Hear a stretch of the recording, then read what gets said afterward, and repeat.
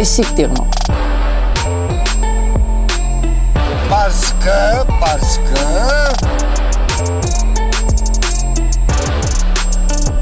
Hai siktir. Hai siktir. Hai siktir. Da, aveți timp să-i dați pe toți la televizor? Eu la final o să-i spun cetățeanului hai siktir. Hai siktir, tot înseamnă. Bună ziua, doamnelor și domnilor! Este vineri. Vinerea, după cum știți, e pe Sictireală. Sunt aici alături de Ștefan. Salut, Ștefan! Salut! Bună ziua, bună seara, bună dimineața! Astăzi o să vorbim despre alegerile de la Primăria Capitalei. Avem nu mai mult, nici mai puțin de 18 candidați. O să trecem un pic printre, să zicem, primii cu șanse. Și cam atât. Haideți să vedem ce listă de candidați avem.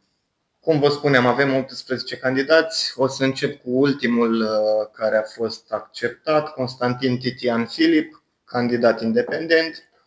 După care avem Gheorghe Macovei, PRM, Partidul România Mare, Liviu Gheorghe Florea, PNC-MM, adică Partidul Național Țărănesc Maniu Manolache, Angela Negrotă, independentă, bineînțeles, Rareș Lazar, România în Acțiune, Oana Crețu, PSD-U, Partidul Social Democrat Unit, Ana Maria Ciceală, Sens, cred că de aici încep și cei care au cât de cât șanse.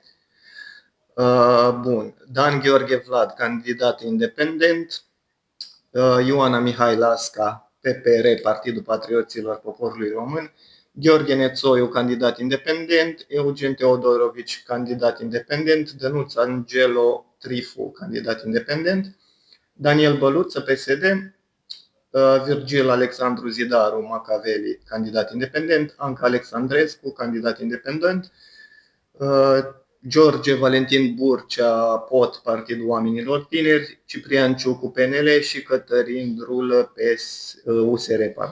Ce faci? Din greșeală. Mă aud un pic cu eco, nu știu de ce, dar trecem mai departe, o să mă obișnuiesc. Bun, cam aceștia sunt cei 18. Ștefan, de data asta i-am pus într-o altă ordine, de la numărul 8 în sus. Bineînțeles, pe al meu l-am pus primul. Da? Așa.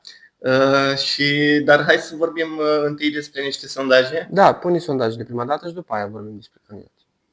Ok, bine. Începem cu sondajele mai vechi. Avem 4 sondaje.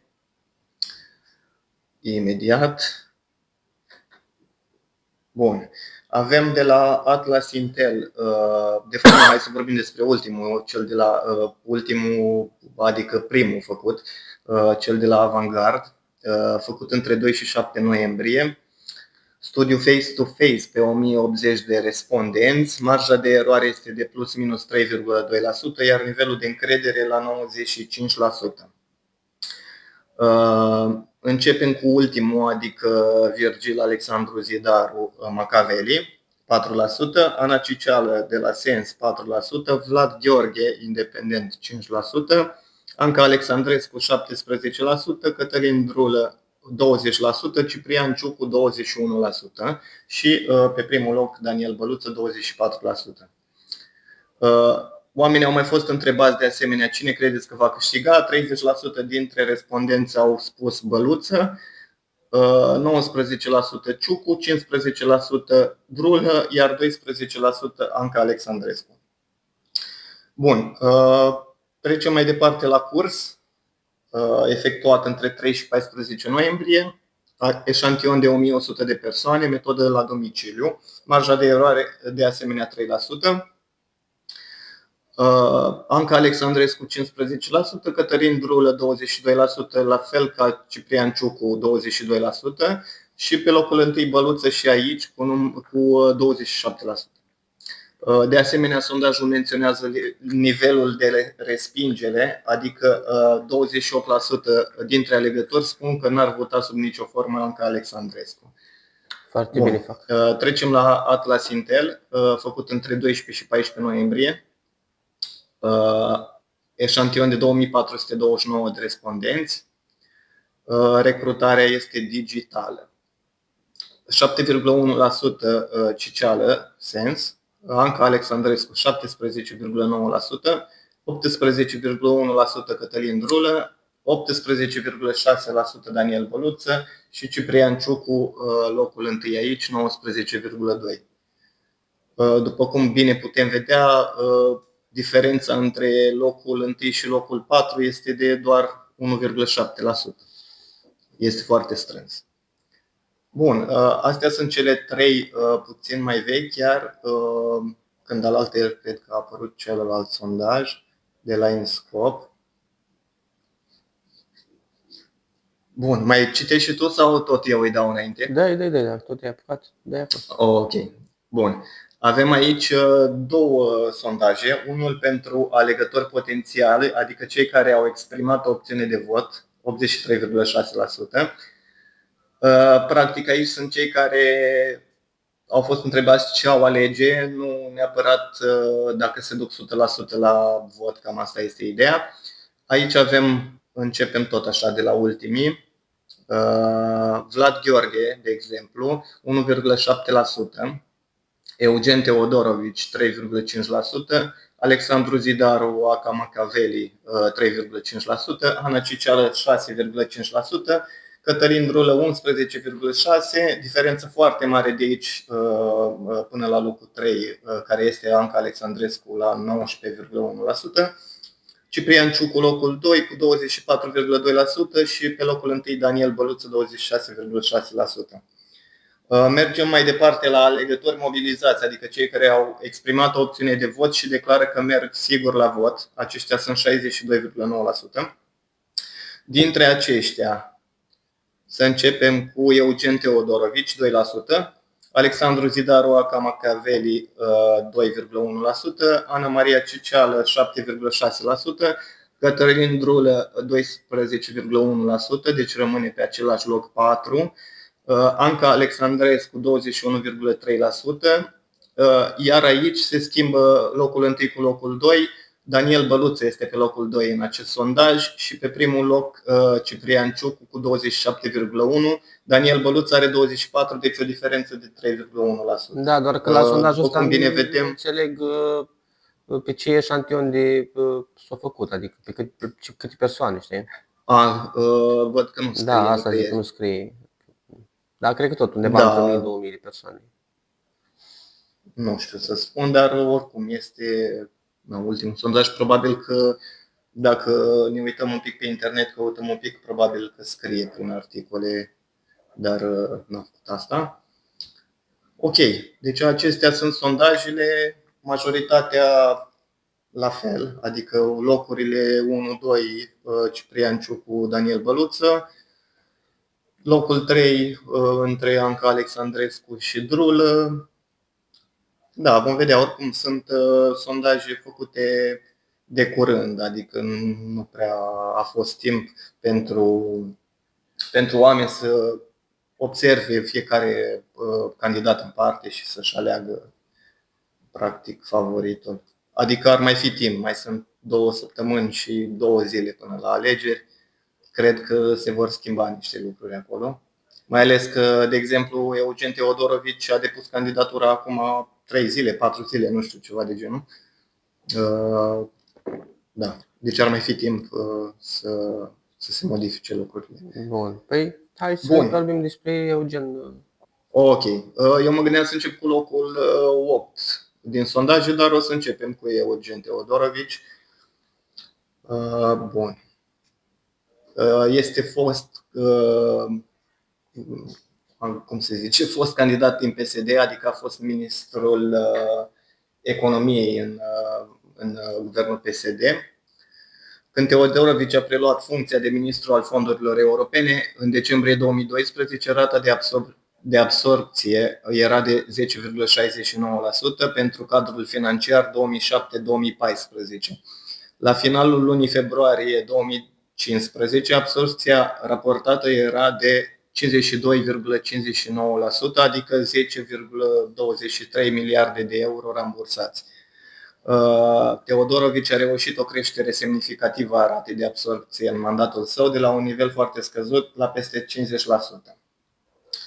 Acestea sunt realizările pe fonduri europene în perioada în care a avut el mandatul. Apoi a mai făcut niște reforme fiscale, niște taxe reduse. Cota de TVA a fost redusă de la 24 la 19% începând cu februarie 2016, da, prin noul cod fiscal. Da, TVA pentru alimente și băuturi non-alcoolice a fost redusă la 9%. Spune-mi. ianuarie 2016, citim același articol? Da, eu ce-am zis? Februarie. Ok. În fine, nu contează. Bun, mai departe. Eliminarea taxei pe stâlp și asupra accizei la carburanți, conform noului cod fiscal adoptat. Reducerea contribuțiilor sociale, conform Consiliului Fiscal, planificarea prevedea o scădere a contribuțiilor sociale angajator-angajat. Eliminarea impozitului pe bacșiș, tips tax. Guvernul a renunțat la impozitarea bacșișurilor după o opoziție din sectorul Horeca. Bun, a demonstrat capacitate de dialog la nivel european și de a reprezenta România în instituții internaționale, are cunoștințe tehnice, economice, de integritate europeană și experiență managerială. Reformele fiscale au redus sarcina impozitării indirecte TVA și au relaxat unele taxe cu un cost fiscal major, dar susținătorii argumentau că stimularea economică și consumul ar compensa. Da, voiam cumva să îl prezint, cu toate că multă lume îl cunoaște deja, mi se pare un om destul de competent. Bun, o să pun un filmuleț rapid cu dânsul. Am ajuns să facem din patrimoniul și cultura națională o ruină. Una dintre măsurile mele va fi aceea ca toate aceste clădiri de patrimoniu să fie reabilitate și puse în circuitul economic pentru bucureșteni. Bucureștiul are sute de clădiri de patrimoniu aflate astăzi în paragină. După ce le vom reabilita, spune-ne, te rog, ce destinație crezi că ar trebui să le dăm acestora? Bun, ai idee, Ștefan, dacă au ieșit buletinele de vot, gen ce număr are fiecare și așa mai departe? Sincer, nu știu. N-am văzut nimic pe internet, deci probabil că încă nu. Cu toate că suntem la 2 săptămâni distanță. Da. O să vă atașez la fiecare candidat o poză în timp ce vorbim despre el și un video la final, la început, nu contează, cel puțin un video, ca să știți despre cine este vorba, să îl vedeți și la față, în cazul în care nu îl cunoașteți. Bun. Trecem mai departe, mergem pe... Vrei Vlad Gheorghe. Vlad Gheorghe sau? Vlad Gheorghe. Ok. Este licențiat în drept în Universitatea Română-Americană București, a urmat și un program de master de drept fiscal la Universitatea din București 2016-2017, deși CV-ul său menționează că nu a finalizat disertația. A fost europarlamentar din 2020, inițial pe listele USR, apoi independent la Partidul Drept. În Parlamentul European a activat mai multe comisii, bugete, petiții, transport și turism, etc. A fost implicat civic, urbanistic, prin Asociația Salvați București înainte de cariera politică, a devenit cunoscut public în urma protestului din 10 august 2018, când a fost agresat de jandarmi, ceea ce l-a transformat într-o figură preeminentă în activismul civic. Ne vedem controversele. Ok. Are 40 de ani aici.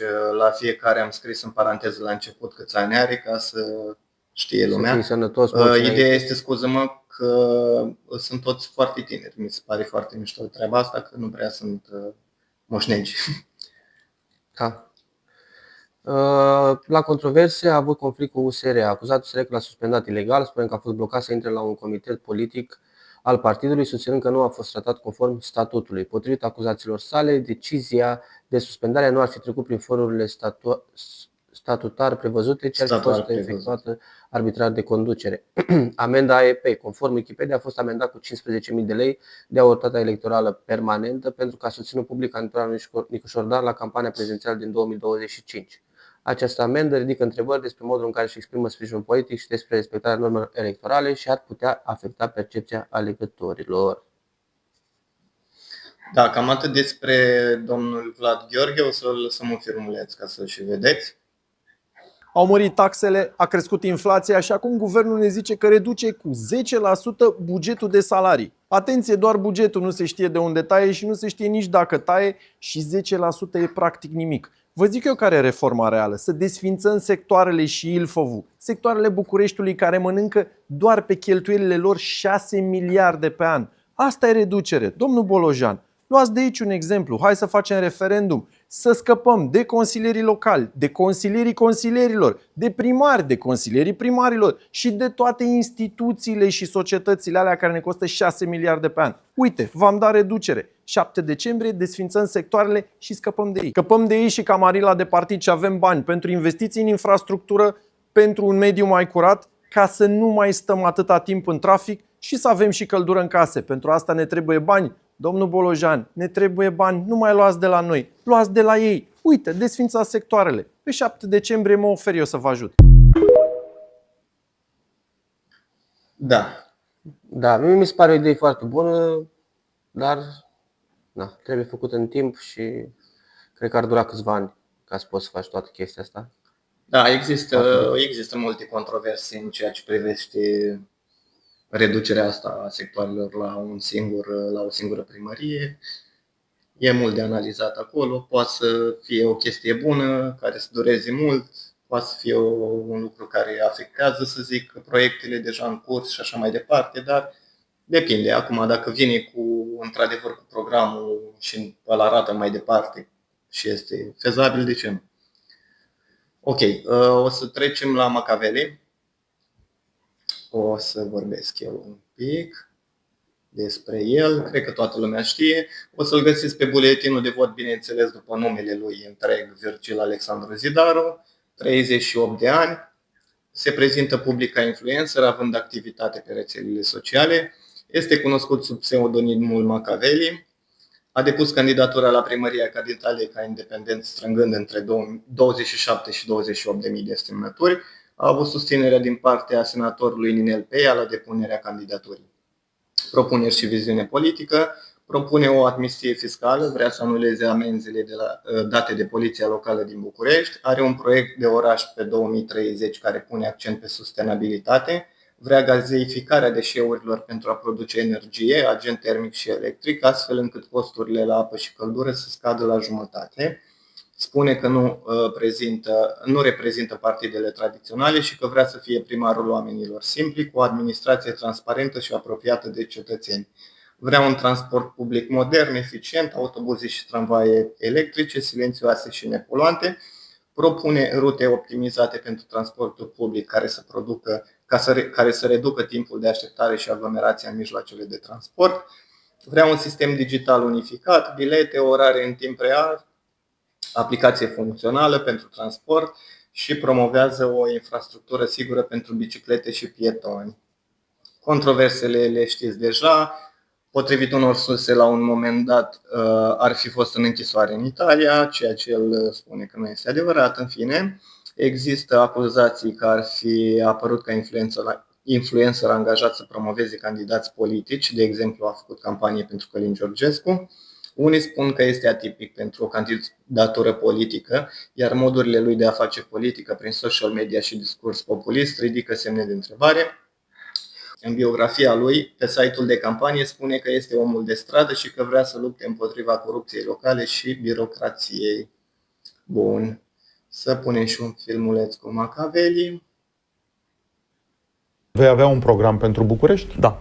Știi ce trebuie făcut în București? Dacă hai să presupunem că ajungi primar. Viziunea mea. În viziunea mea. În viziunea normală, mea, în da. viziunea ta. Deci dacă ajungi primar, da? Vei fi ales primar. Da. Da?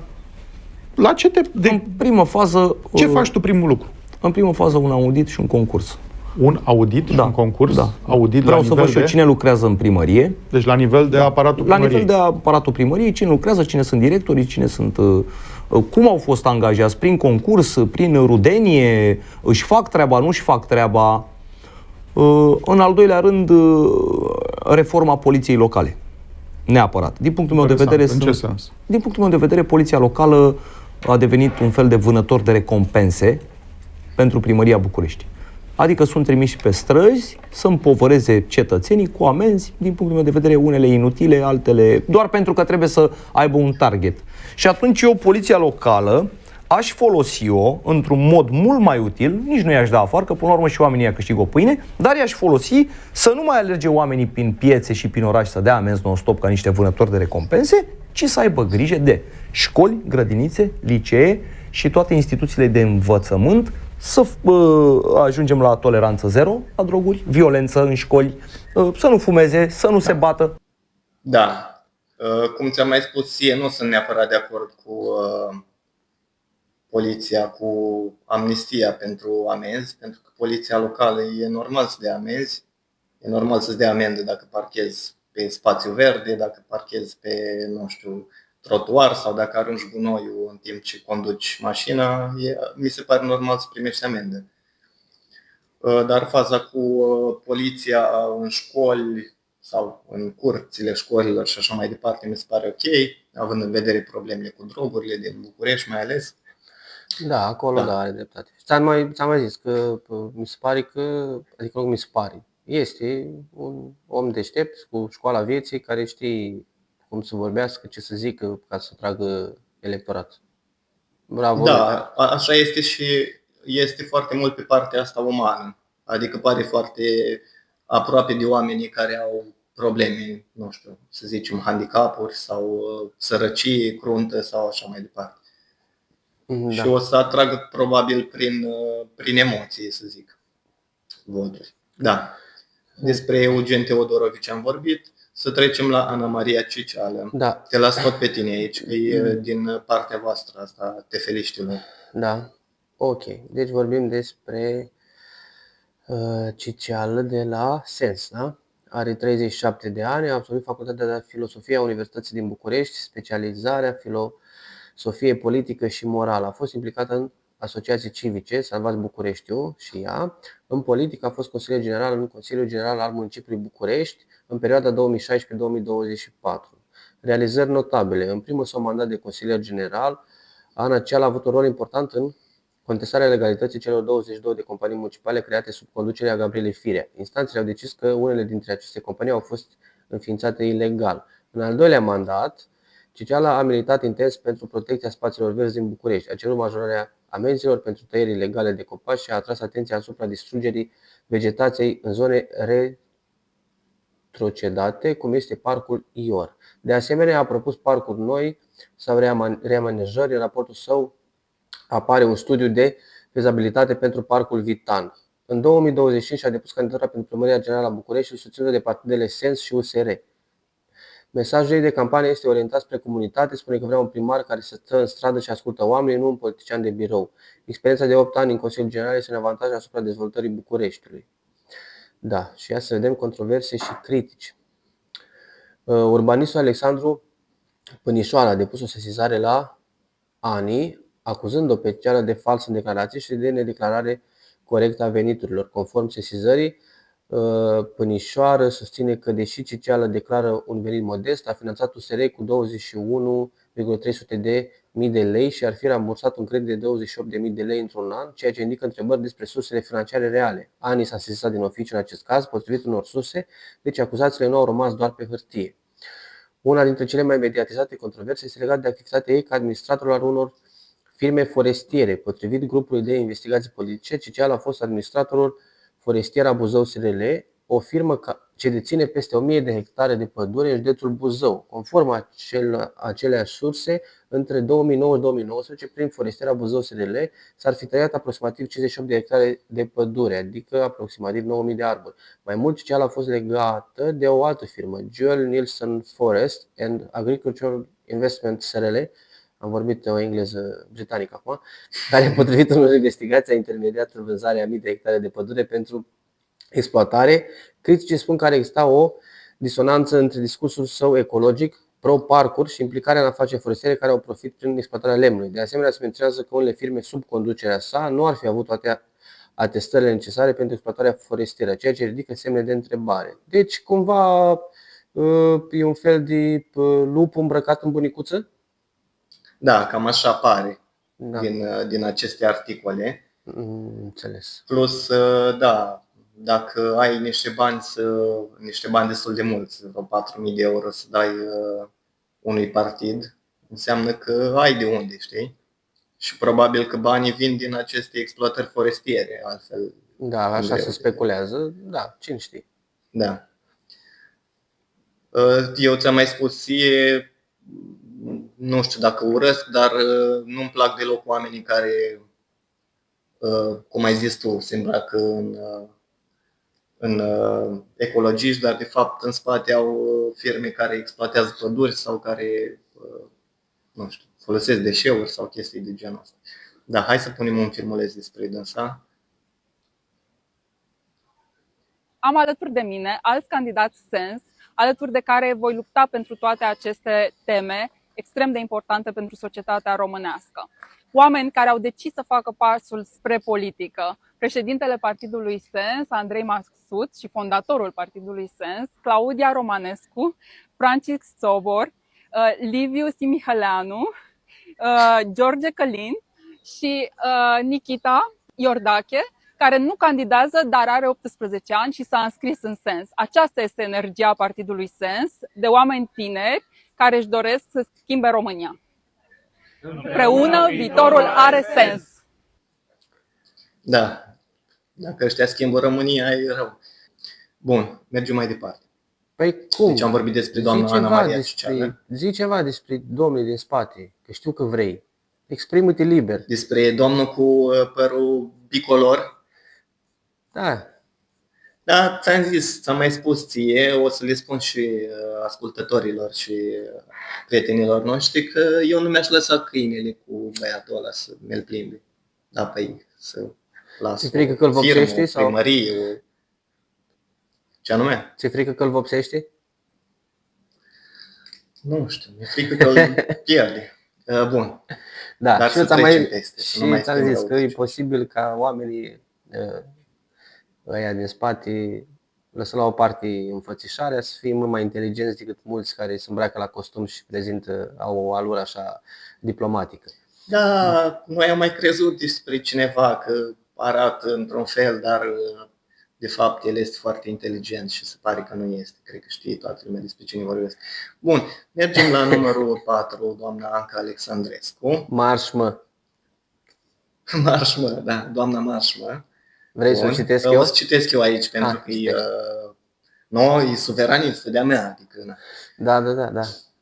De ale mele, pardon. Bun, 53 de ani, studii și formare. A absolvit Școala Superioară de Jurnalistică. Conform unor surse, ar avea și studii în drept, Universitatea Ecologică și master la SNSPA, Comunicare și Științe Politice, potrivit portretului din Adevăr. În CV-ul său, publicat de Roma Aero, apare ca având experiență ca consilier pe probleme de comunicare și mass media. Parcursul profesional, a lucrat ca jurnalist la publicații precum Evenimentul Zilei, Ziua, Ultimul Cuvânt. Este moderatoare acum la Realitatea Plus, emisiunea Culisele Statului Paralel. A fost purtătoare de cuvânt pentru PDSR la alegerile din 1996, consilieră pe comunicare pentru liderii PSD mari, Adrian Năstase, Victor Ponta și Liviu Dragnea. A fost consilier al primarului general al Bucureștiului, Sorin Oprescu. În guvern a fost consilier al Vioricăi Dăncilă și omul trimis de Dragnea la Palatul Victoria, potrivit unor surse, pentru a supraveghea activitatea premierului. Este sprijinită de AUR acum. Hai să dăm un filmuleț. Aici am fost un pic rău, după aia care chiar ieri am ascultat un podcast unde a fost invitată și a vorbit un pic despre planurile dânsei și sunt mai multe. Aici am inclus un plan care, după părerea mea, este o prostie, dar mai puțin contează. Hai să vedem filmul. Ce vei face tu, Anca Alexandrescu, tu ești Anca, am înțeles? Da. Încântare cunoștință, la Primăria Capitalei. Păi, în primul rând, o să interzic trotinete electrice în București. Asta e primul lucru pe care îl faci. Da, e primul lucru pe când ajung acolo. E cel mai simplu de făcut și voi interzice, așa cum toate capitalele Europei, toate capitalele civilizate au făcut-o. Păi și Moșteanu cu ce să mai ce la serviciu? Ce mai face domnul Drulă, că l-am văzut zilele trecute, Așa, m-am întâlnit cu el pe stradă, nu numai că mergea pe trotinetă așa, Vorbea și la telefon. M-a văzut domnul Drulă, dar eu am fost de bun simț, nu i-am făcut fotografie vorbind la telefon pe trotinetă. La trotinetă, că e la trotinetă vorbesc, Bun. așa este, într-adevăr. Deci asta e o măsură care lovește în ăștia din USR. Nu, e pentru copiii noștri, Marius. Pentru copiii noștri și pentru siguranța circulației. Pentru că 80% din accidentele pe trotinete electrice astăzi, în 2025, sunt din cauza trotinetiștilor. Da, îmi place foarte mult hazul lui Marius Tucă. Da, femeia asta timpul mi dă niște senzații rele când o aud și o văd. Și Da, nu știu ce să zic. mare Mie mi se lucru a pare doar un făcut pic, Drulă, vorbea la telefon pe trotinetă. Dacă o filmezi pe ea că mergi cu mașina, sigur vorbești la telefon.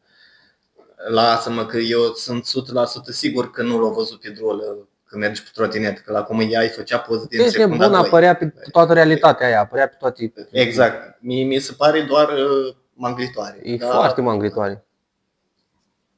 Trecem la Ciucu. Ciucu care are destul de multe prouri, dar are și contra. O să vorbesc un pic despre el. Sau te las pe tine? Nu, hai că pe tine te las la Drulă, ca să fii la prietenul tău. Bun.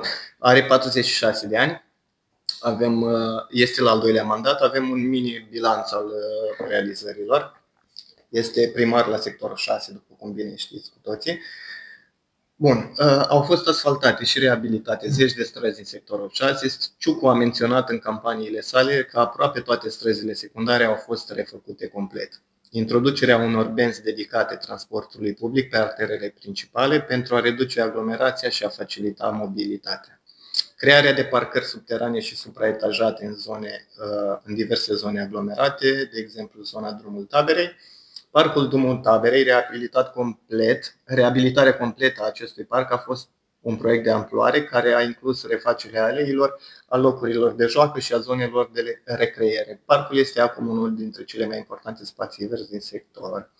Parcuri noi și îmbunătățirea celor existente. Ciucu a implementat planuri pentru îmbunătățirea calității parcurilor deja existente, precum și amenajarea unor noi spații verzi. Proiectul include plantarea a peste 20.000 de copaci, pajiști ecologice și grădinile de cartier implementate pentru a spori biodiversitatea și a crea locuri de recreere.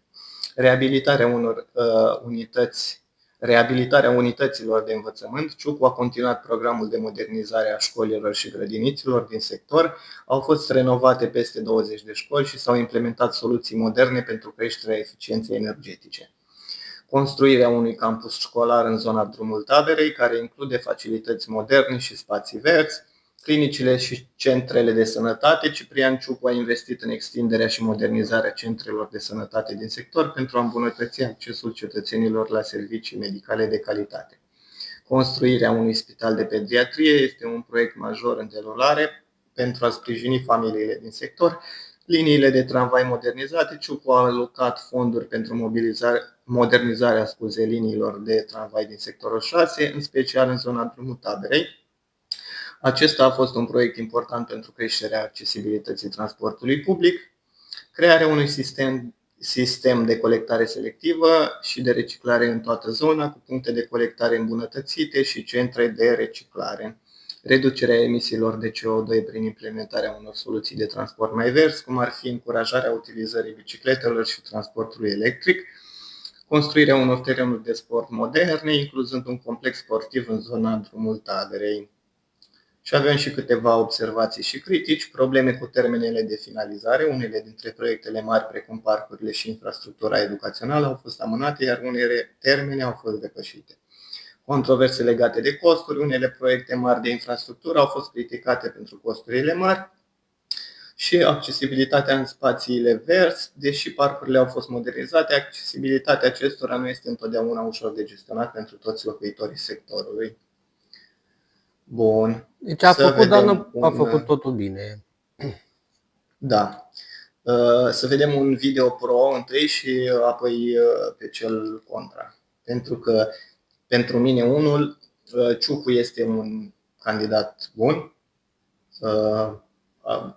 M-aș fi gândit, dacă aș fi fost bucureștean și aveam drept de vot pe București, m-aș fi gândit între Ciucu, Teodorovici și Băluță.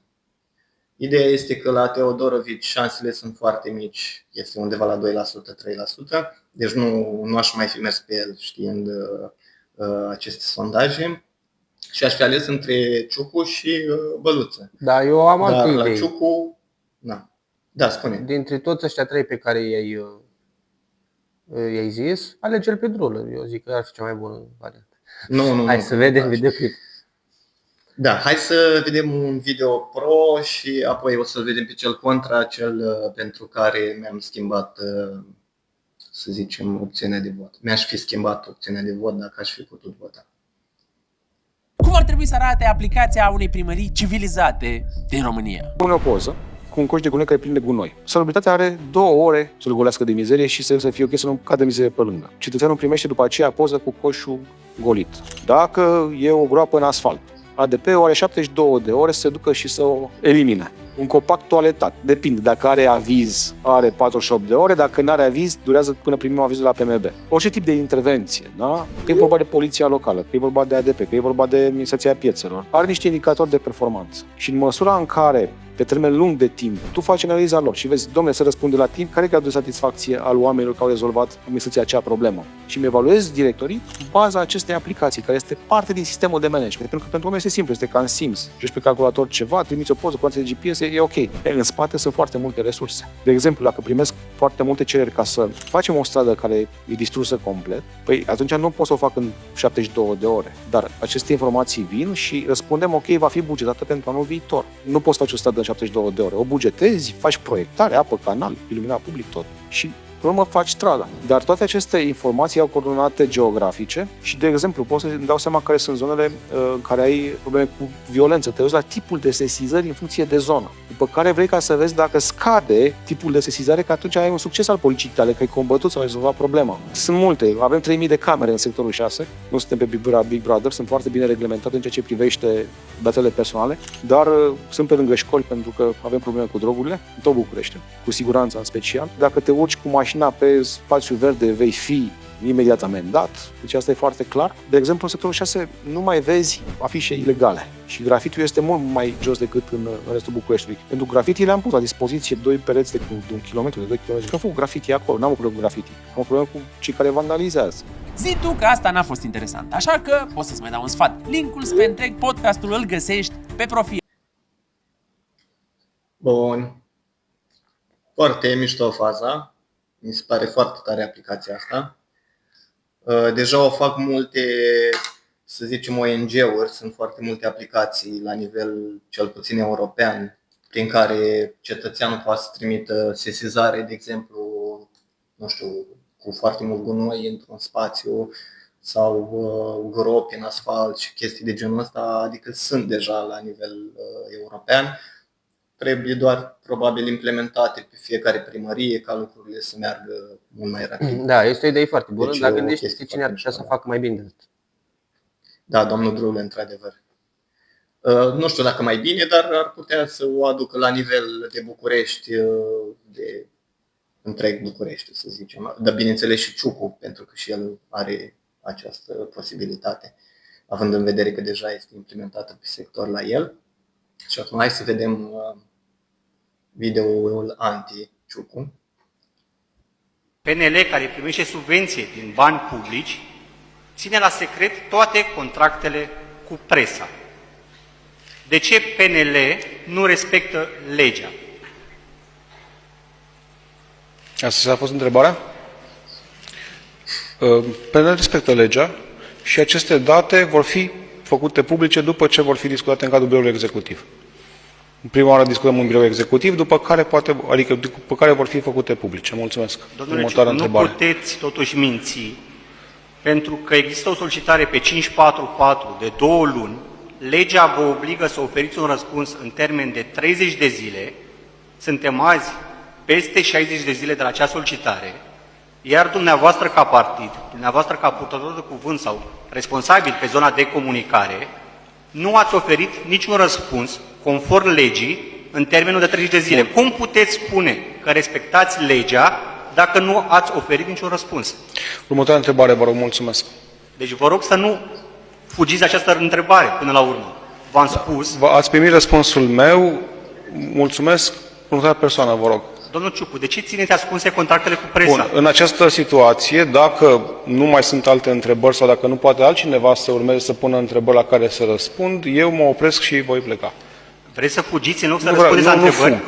Dar vreau ca să vă zic că nu am un alt răspuns în acest moment pentru dumneavoastră. Vă rog, altcineva? Cetățenii care își plătesc taxele și impozitele. Deci înțeleg că domnul Cristian Andrei, care a făcut obsesie pe acest subiect, mulțumesc. Deci nu continuăm, înțeleg conferința de presă.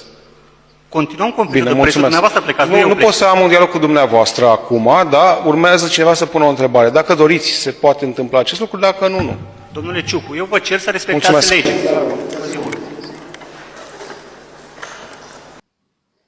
Papa. Da. Ce să spun? După părerea mea putea să dea un răspuns simplu, să zică că o să ia legătura cu colegii și că o să răspundă. Ar fi fost mult mai elegant decât să evite, știi? Și când a văzut că nu mai poate să evite, să plece. Da, putea să dea orice răspuns, putea să dea orice răspuns ca să colească răspunsul adevărat, să zic așa, să-l împacheteze mult mai frumos. Ideea este că acest jurnalist oricum nu s-o prea indiferent, pentru că nu răspundea la întrebarea niciodată concret și tot ar fi plecat. Eu zic că dacă Ciucu ar fi spus o să vorbesc cu colegii mei și în următoarele zile veți avea un răspuns la această întrebare, nu prea mai avea ce să mai spună. Și cumva, nu știu, cetățenii încearcă să scape de politicienii de felul ăsta, care au nasul pe sus și pleacă de la conferințe sau chestii de genul ăsta. Adică este un minus foarte mare, după părerea mea, pentru oamenii care au văzut acest interviu cu el, probabil nu o să-l voteze pentru asta, cred. Cel puțin eu așa consider. Bun. Sunt de acord cu tine aici. Îl lăsăm pe ultimul? Da. Ultimul va fi cel dintâi, fix din cauza asta.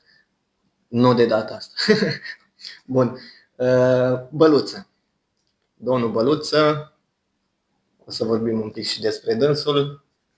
48 de ani, al treilea mandat la sectorul 4, ceea ce îl ajută pentru că a avut timp să-și implementeze unele măsuri, să zicem. Avem un mini bilanț aici.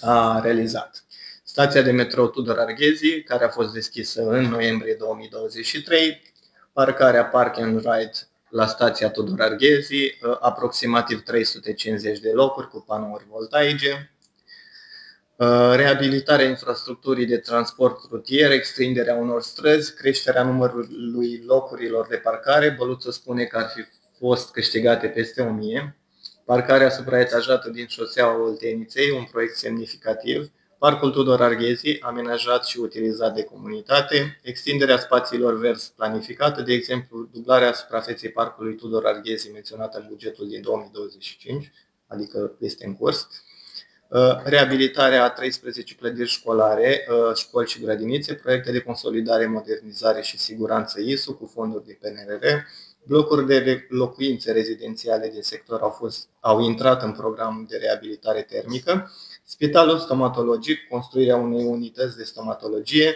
secție pentru tratarea marilor arși la spitalul Bagdasar Arsenii, apare în bilanțul său al realizărilor. Patinoarul Berceni Arena este unul dintre proiectele importante, este primul patinoar construit în București în decenii și a fost inaugurat sub mandatul său. Amfiteatrul de la UMF, Carol Davila, reabilitarea termică a blocurilor, parte dintr-un program larg de eficiență energetică, menționat mai sus și în planuri, dar unele blocuri sunt deja reabilitate. Bineînțeles, și el are observații și critici din bilanțurile externe. Conform unui bilanț critic de la Buletin de București, nu toate proiectele promise au fost finalizate în totalitate, iar unele parțial. Costurile ridicate la parcările publice, construirea unui loc de parcare supraetajat a ridicat controverse legate de costul raportat pe loc și taxele de parcare sunt un subiect sensibil, au fost propuse locuri de parcare cu tarife diferite. Susține dânsul că primăria sectorului 4 a atras fonduri de 5 miliarde de euro și se află pe primul loc din acest punct de vedere din România. Bun, nu am găsit detalii privind aceste 5 miliarde de euro, de unde au fost atrase, dacă doar din fonduri de la Uniunea Europeană sau și PNRR inclus și de la guvern. Nu știu exact de unde sunt aceștia 5 miliarde de euro, așa declară dânsul. Bun, are ceva realizări. O să pun un video pro.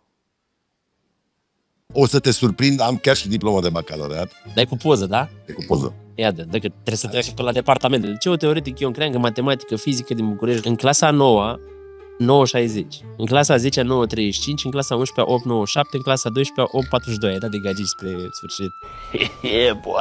Și la bacalaureat, dat în 1995, la limba română oral 10, limba română scris 937, matematică 10, istorie 10, chimie 10. Tu ai terminat bacalaureatul cu 987. Diploma de licență. Ia să vedem. Universitatea de Medicină, așa, Carol Davila, deci a terminat în 2001, doctor medic stomatologie, durata studiilor 6 ani, da, pare în continuare adevărat. Stomatologie generală 980, medicină generală 10, examen practic specialitate 10, media probelor 993. Lucrare de licență 10, deci tu ai terminat facultatea cu 997. Ai de capul meu! Și asta este foaia matricolă. Serios că îmi pare fake.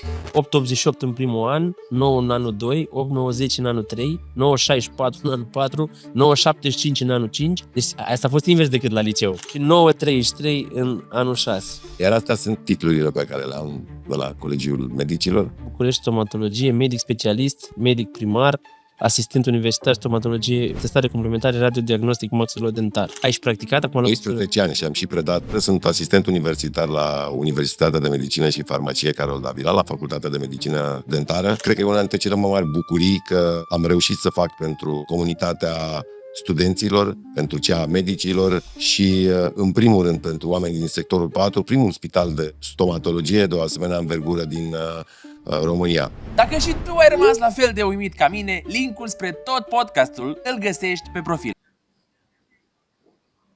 Bun.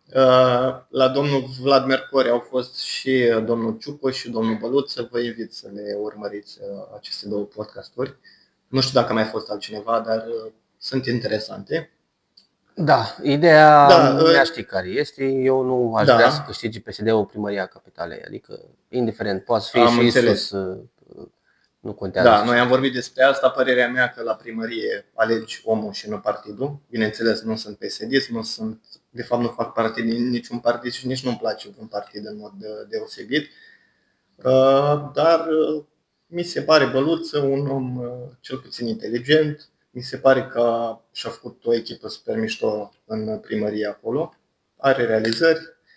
Adică, părerea mea a fost că dacă tot ai doi primari foarte buni pe sectoare, foarte buni să zicem, și ei au controversele lor, de ce să aduci pe cineva care nu știe ce știe să facă pe partea asta? Asta e ideea mea. Și atunci dacă ai doi oameni inteligenți și doi oameni care au făcut ceva, de ce să nu alegi dintre cei doi? Da.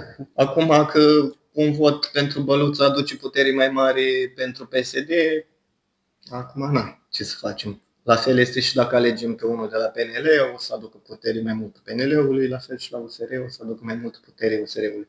Și atunci, părerea mea este că trebuie să alegem omul. Bun. Ce am mai vrut să zic? Am vrut să eliminăm mitul ăsta de PSD-ist, nu știu, incult sau chestii de genul ăsta. Omul e doxă, sau cel puțin a fost. Își mai face treaba și la primărie, de ce să nu îl alegem? Pentru că face parte din PSD. Hai, trecem mai departe. Ce anume? Pentru că face parte din PSD. Nu. Alegem, cum am zis, omul. Și apropo de asta, după părerea ta, un om care arată cum arată domnul Băluță, mafiot, așa, italian, ar putea vreodată să fie condus de unul dintre acei băiețași de la videoclipul doamnei Ana Maria Ciceală? Ar pune vreodată botul la ce zică ea? Nu. Nu neapărat domnul Băluț, eu zic în general unul Nu, care pare dar mafiot, așa, mai este știi? o chestie. Faptul că este foarte deștept este un plus, dar poate să fie și un minus. Fix din cauză că știi cum să Păi da, facă știi, treburile ca eu- să fie bine pentru el. Înțelegi? Păi Și asta vreau să zic, zic. adică La asta m-am referit când te-am întrebat dacă ăla ar fi la conducerea, să zicem, unei firme și ăsta ar fi angajatul lui. Ar face orice fără ca ăla să-și dea seama că el face vreo măgărie. Băi, La asta mă refer, știi, exact, care își spăla vieți. Are și Sau așa pare. da. Dar da, trecem mai departe că am intrat prea în detalii. Bun. Și trecem la drum drulă. Aș vrea să zic eu 2 cuvinte înainte să te apuci de prezentare. După părerea mea, singura șansă a domnului Drulă este ca doamna Cicială și domnul Vlad Gheorghe, sau cel puțin unul dintre ei, să se retragă. Altfel, după cum pare din sondaje și așa mai departe, n-are nicio șansă. Dar vom vedea. Da, exact. Vedem ce și domnul cum. Drulă. Vrei să pun întâi filmulețele și apoi să vorbești un pic? Sau? Nu, hai să vorbesc întâi ca să terminăm cu asta și după aia ne uităm la filmulețe și discutăm despre ele, da? Bine. Că vreau să desfințăm un fake news. Cel cu 3 milioane de euro. Da. Este un articol din 28 ianuarie 2022 în care zice așa că Cătălin Drulă a încasat anul trecut peste 500.000 de euro pe acțiuni la compania de drone la care a lucrat, a ajuns milionar în euro din investiții. Da? Se speculează că el ar fi milionar peste noapte în cele 8 luni în care a fost ministrul al transporturilor, ceea ce este un mare fake news. Așa. Actual parlamentar și vicepreședinte al Uniunii Salvați România USR, da? De specific din 2022 articolul, el nu mai este președinte. Așa, a vândut 20% din acțiunile pe care le deținea la Zipline, o companie care produce drone, pentru aproximativ $588.000, echivalentul la 525.000 de euro. Informația a fost prezentată inițial de către psnews.ro, care a comparat declarația de avere ale demnitarului la preluarea și terminarea mandatului său de ministru. Așa. Zipline, firma, este un startup care produce drone folosite pentru transportul de sânge, vaccinuri sau medicamente în țări ca Rwanda, Ghana, din cauza lipsei de drumuri. În luna iunie anului trecut, compania a fost evaluată de investitori la $2,75 milioane în urma unei injecții de capital de $250 de milioane potrivit TechCrunch. Mergem mai departe. Tranzacția lui Drulă a avut loc în 2021 prin intermediul unei platforme specializate numită Equity Zen, a declarat oficialul pentru libertate. După cum am făcut public în ultimii, asta ce citez din ce a zis el. După cum am făcut public în ultimii 5 ani, înainte să mă implic în activitatea politică, am lucrat pentru un startup din Silicon Valley care produce drone. Acțiunile sunt prezentate în declarațiile de avere din ultimii 5 ani. Compania a devenit între timp unicorn, adică a ajuns la o evaluare de peste $1 miliard. Am vândut o parte din acțiuni, 20% din cât aveam, anul trecut. Am vândut pe o platformă specializată numită Equity Zen la prețul de $30,99 pe acțiune, a spus Drulă. Mergem mai departe. Acesta a mai spus că va plăti un impozit de $50.000 statului român. Vânzare printr-o platformă specializată. Zipline nu este încă listată la bursă, dar acționarii companiilor nelistate își pot vinde titlurile deținute prin tranzacții realizate pe piață secundare înainte de listarea oficială. Practic, tranziționarea se face prin câteva clicuri, ca în cazul investițiilor de pe bursă, fără a fi realizate însă prin intermediul unei burse. Conform CV-ului său de pe LinkedIn, Drulă a lucrat între mai 2014 și ianuarie 2016 la Zipline. În Statele Unite este comun ca angajați să primească acțiuni la companiile la care lucrează. Societățile apelă la această metodă pentru a deține forța de muncă. Deci a primit acțiunile respective muncind pentru acea companie. Da? Ia să vedem ce mai zice aici.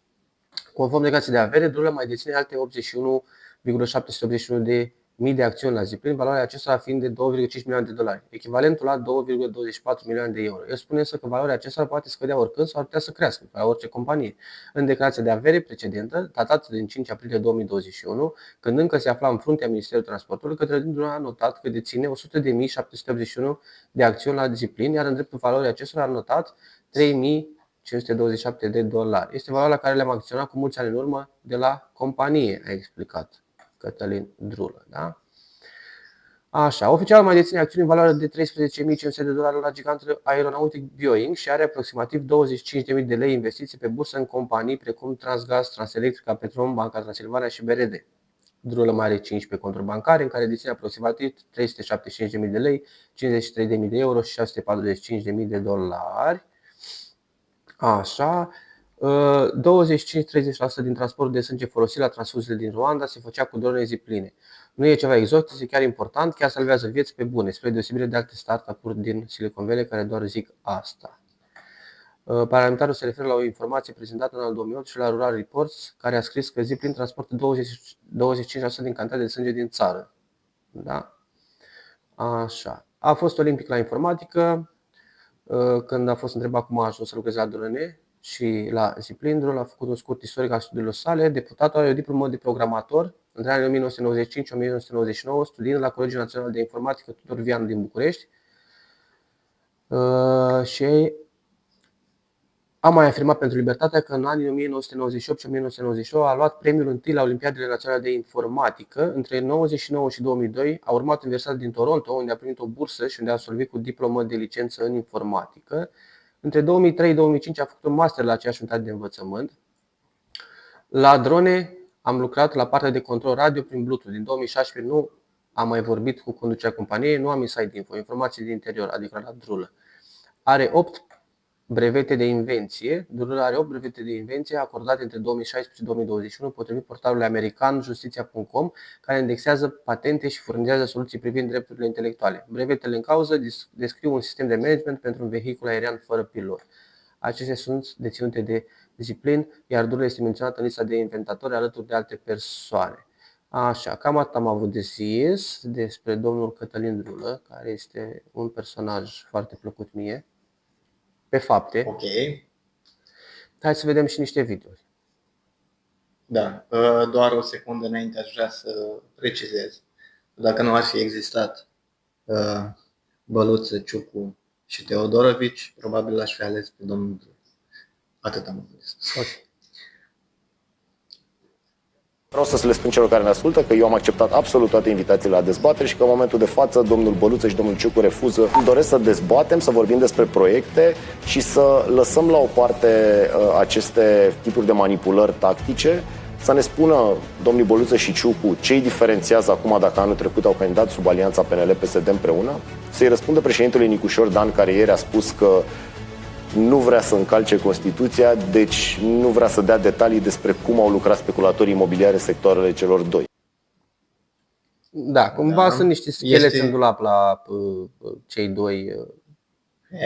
Tu mergi exact pe aceeași caterincă pe care o mers domnul Nicușor Dan, că nu vin la dezbatere. Nu vin la dezbatere ăștia doi, că mafia imobiliară, exact ca la Nicușor Dan. Și la Nicușor Dan se vedea că mafia imobiliară care a fost înainte o schimbat-o cu o altă mafie imobiliară. Deci nu-i... Da, în fine, dar faptul că au fost împreună și așa, asta e adevărat. Da, în fine. Alianța PSD. Trec la următorul și o să lăsăm pe ultimul pe ăla cu realizările. Este probabil cel mai important. Eu îmi doresc să unificăm Metrorex-ul cu STB-ul. Ăsta este un proiect mare pentru capitală. El nu se poate realiza decât în contextul referendumului bugetar de care am vorbit, dar e un proiect esențial, integrarea transportului de suprafață cu cel subteran și consolidarea acestui sistem de transport care duce la eficiență. Sunt 10.000 de angajați la STB, sunt 5.000 la Metrorex, o integrare între cele două și a funcțiunilor care sunt comune. Așa cum e la Viena, nu există companii separate, așa cum e în cele mai multe capitale europene, ar duce la niște câștiguri de eficiență pentru oraș. Aici sunt de acord. O idee foarte bună. Da, și la realizări, unele din realizări, că nu sunt toate. Da. Din perioada în care a fost ministrul transport, da, și a fost doar 8 luni. Și a făcut omul în 8 luni de zile, mi se pare. Ok, hai să vedem. Eu am fost ministrul transporturilor și am făcut câteva lucruri. Un PNRR pe transporturi negociat la Bruxelles într-un timp record, care am adus 7,5 miliarde de euro pe transporturi și în mod notabil 3 miliarde de euro pentru rutier. Următoarea țară din 27 de state membre la nivel de ceva bani în PNR pentru rutier, cred că are vreo 150 de milioane de euro. Noi avem 3 miliarde. Și a fost o negociere dură și am făcut un program luat de la zero aproape. N-am primit nimic de la predecesorul meu, că uite, ăsta e PNR-ul care merge la Bruxelles. Am asamblat o echipă, am făcut asta. Am semnat contracte pentru autostrada A0 de centură și pentru multe altele. Am lansat licitația pentru A7, primul lot, Ploiești-Buzău. Am făcut curățenie la metrou. Oamenii au zis că o să pună 5 milioane de lei, o să dea unor racheți pe capul meu. Eu sunt un om obișnuit care trăiesc în orașul ăsta. Eu am avut un curaj să stau în fața asta. Vreau să văd și eu domnul Ciucu în fața cui a stat drept. Eu cred că există un loc pentru verticalitate în politică. Dincolo de zona de metrou am introdus ordine în controlul greutății pe drumuri. Într-o lună, două am reușit o revoluție. Se poate proba asta cu oameni din industrie, că în sfârșit controlul la camioane se aplica pe bune.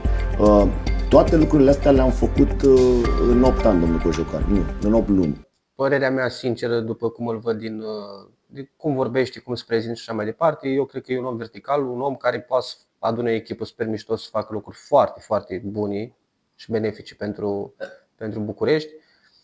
Și nu știu, eu pe mie unul mi se pare că e sincer, adică nu văd în privirea lui, nu văd fața lui nicio urmă de carnițic, că vrea să facă și nu face sau știi, cum am văzut la alții de-a lungul anilor. Da, exact despre asta voiam să vorbesc. Mi-ai adus o aminte prin ce mi-ai spus, că tot ce am văzut, toate podcasturile și interviurile cu Ciucu și cu Băluță, în toate ei vorbeau despre echipele lor, în primul rând.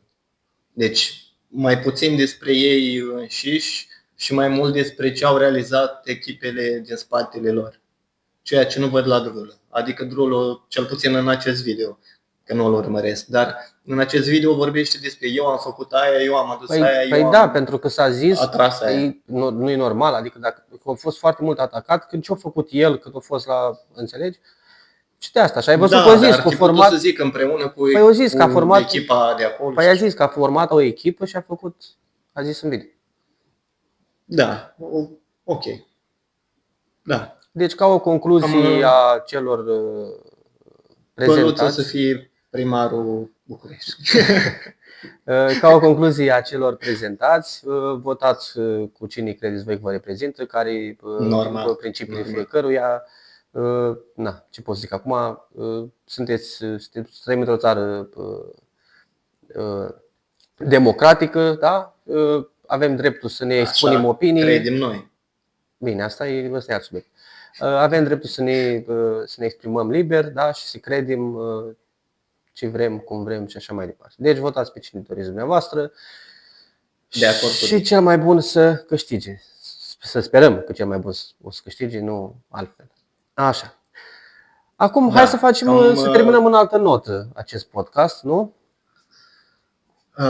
Te referi la aducerea, de fapt, venirea în țară a domnului... Da, că mi-ai zis astăzi de Potra că a venit în țară și a fost arestat, nu? Potra, bravo. Da. Mi-a apărut aseară, bineînțeles, probabil tuturor ne-a apărut știrea acum că a fost adus domnul Potra în țară. Din câte am înțeles, a vrut el să vină în țară, nu e ca și cum statul român l-a luat din Dubai și l-a adus. Pur și simplu omul a vrut să vină în țară și a luat un bilet de avion și bineînțeles că a fost escortat până în țară, având în vedere dosarele pe care le are. Da, bine, stai un pic, că trebuie specificat că tu ca stat român să poți să aduci pe cineva într-o altă țară, trebuie să fii de acord țara respectivă, să le extradezi. Bineînțeles, da, bineînțeles. Dar nu știu dacă a venit pentru că i-a fost impus de către cei din Dubai, pentru că au vorbit cu cei din România și atunci au vrut să le extradeze, sau pur și simplu a venit omul pentru că așa a considerat că vrea să vină acasă și atunci, bineînțeles, statul român a pus labile. Ceea ce mi se pare normal. O să vedem de acum ce se întâmplă.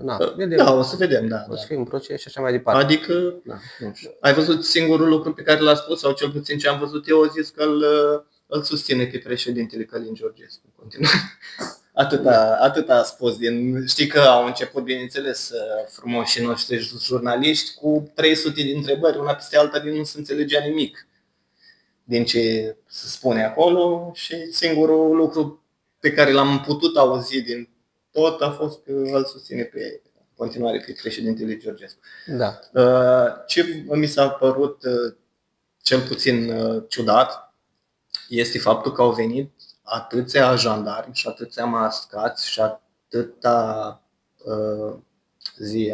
atâția jurnaliști și atâtea camere și toate alea, când puteau pur și simplu să vină, nu știu, 5 jandarmi, să-l bagi într-o dubă și să-l duc fără să știe lumea că domnule l-a luat pe potra și așa mai departe. Da, Deci tot un fel de propagandă nicușoristă este, pentru că circ mediatic vorbim nicușor despre asta și trebuia să mediatizeze, cumva, că el e cel care o să aducă el lumină, știi? Da, nu știu să mă... Chestii ca în România tot timpul s-au întrebat lucrurile astea în România, tot timpul când a fost cineva scos în față pentru o nenorocire, tot timpul ăla a fost filmat din toate unghiurile și adus cu 300 de polițiști odată, de parcă ar fi avut dinamită pe ei, știi? Da, asta e România, ne-am obișnuit. Ți-am trimis un video, dacă ai vrea să-l pui, și o să zic după aia concluzia. De ce?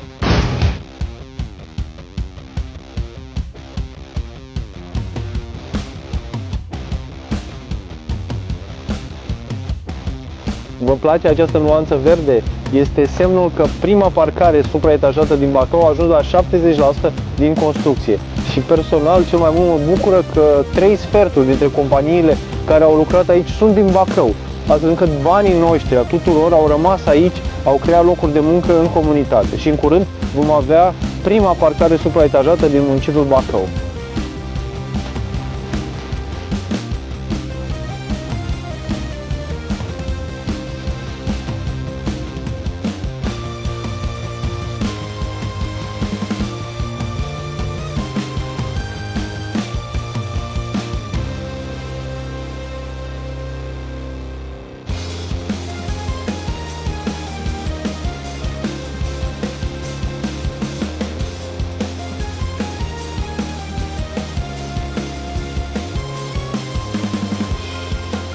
Împreună modernizăm tot Bacău. O întrebare. Unde este parcarea asta? E în spate la... În spate, de fapt, vis-a-vis de economic, în spate la Maia Cafe, acolo, unde erau garajele multe. Ok, da. Da, am vrut să pui acest video. Concluzia este că unde este primarul SRE se vede. De asta să-l alegi. Bine, mai devreme alegi exact cine cum vreți. îți spuneam, susțin pe cine doresc. e vorba de om, nu de partid. Dar oricum, tu știi foarte bine că eu am fost anti acest primar, nu mai știu cum îl cheamă. Dar știi cum e, numai prostul nu se răzgândește, știi? Adică de la distanță pare că lucrurile merg într-o direcție bună. Da. Și da, bravo lui, foarte bine. Dacă o să continue și o să finalizeze lucrările pe care le-a început, tot respect. Și da, uite, am putea să facem un podcast pentru băcăuani, un episod. Să vorbim un pic despre situația din Bacău. Da, vedem. Bine, domnule. Forța România, cred că știe toată lumea că am căzut cu turcii. Da. Un meci foarte greu, dar speranța mare. După statistici, noi am câștigat mai multe meciuri în astea. După statistici, dacă te uiți, valoarea lotului actual al Turciei este de vreo 6 ori mai... Da, bine. Oricum, statisticile sunt făcute pe toate meciurile pe care le-am jucat vreodată cu ei și e vorba de echipa pe care o aveam înainte, știi? Exact. Cine știe? Poate avem, nu știu, să fie o mentalitate de învingători, să intre pe teren cu o mentalitate, să dea totul pe teren, să lupte și e posibil să câștigăm. Minge rotunde. Exact. Să intre în poarta lor, nu între a noastră. Da. Bine, Ștefan, mulțumim pentru că ne-ați urmărit. Un like, un share, un subscribe ne ajută foarte mult. Și un comentariu. Un weekend plăcut.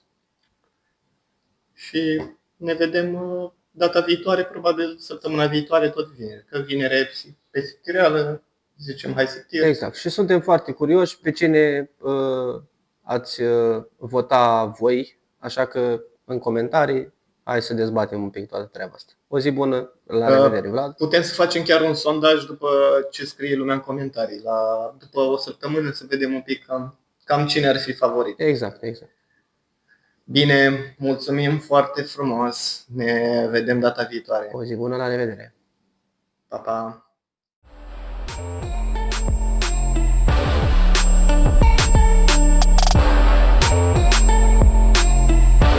Hai siktir mă, golane!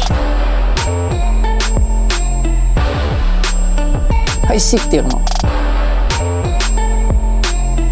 Parce că...